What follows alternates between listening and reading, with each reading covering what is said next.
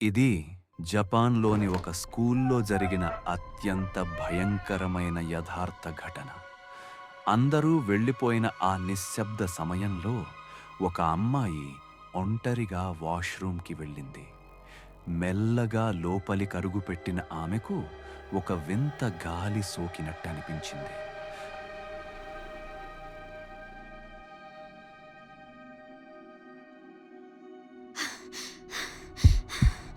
అకస్మాత్తుగా ఆమె ముందు ఎర్రటి వస్త్రం కప్పుకున్న అకామాంటో ప్రత్యక్షమయ్యాడు.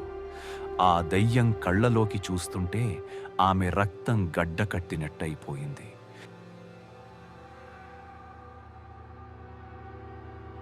అది తన అగాధమైన గొంతుతో అడిగింది, మీకు రెడ్ పేపర్ కావాలా లేక బ్లూ పేపర్ కావాలా?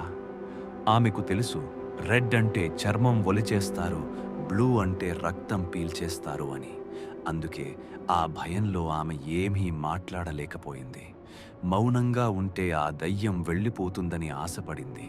కానీ ఆ నిశ్శబ్దం ఆమెను కాపాడలేకపోయింది. మరుసటి రోజు ఉదయం ఆమె మృతదేహం టాయిలెట్ నేలపైన పడి ఉంది. ఆమె శరీరం మీద కనీసం రక్తం మచ్చ కూడా లేదు. ఎలాంటి గాయాలు లేవు. కానీ ఆమె కళ్ళు మాత్రం భయంతో తెరిచే ఉన్నాయి. సమాధానం చెప్పకపోయినా చావు తప్పదని ఆమె ఆఖరి క్షణాలు నిరూపించాయి.